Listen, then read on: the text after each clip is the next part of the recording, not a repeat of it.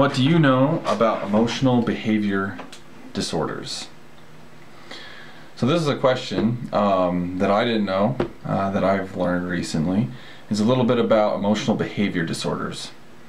So as defined, an emotional behavior disorder is characterized as, and you probably seen it's the kid that's always in trouble. That's half of it. The kid that has behavioral problems, and it's not just the kid that occasionally gets in trouble. He's like chronically in trouble. He will never listen to directions. He always disturbs other students. Many times he can be a threat to students. You may be thinking, oh yeah, I know somebody like this.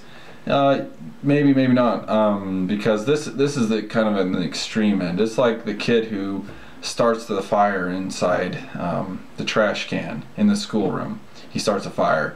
Or the kid that hits some other kid over the book and almost knocks him out. So these are extreme behavioral disorders. So that's one part of emotional behavior disabilities. The other part of the disability is almost a scarier side. It's the kid who's intrinsic, who doesn't cause a problem in class but never says anything, doesn't associate with his friends, doesn't talk to the teacher, just kind of sits down, doesn't want anybody to talk to him. And that's also part of this disorder. And what's really scary about this side of it is these students, because they don't cause a problem, never get help that they need, even though they're getting torn up on the inside. And that this disorder is one of the reasons there's so many suicides in school-aged children.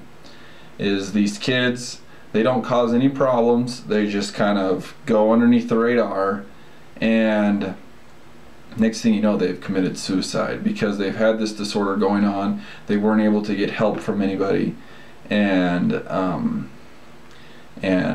yes, many times it ends very tragically. And so you have two ends of the spectrum. You have the kid who acts out, who causes lots of problems, many times ends up in the juvenile justice system. And then on the other spectrum, the kid who never says anything to anybody, but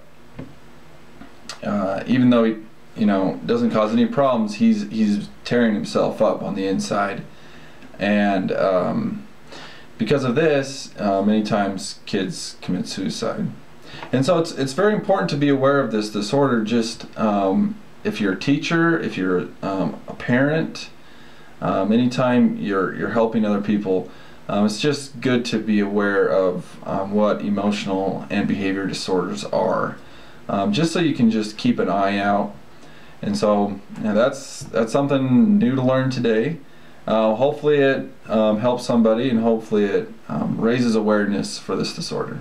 All right, we'll see you tomorrow.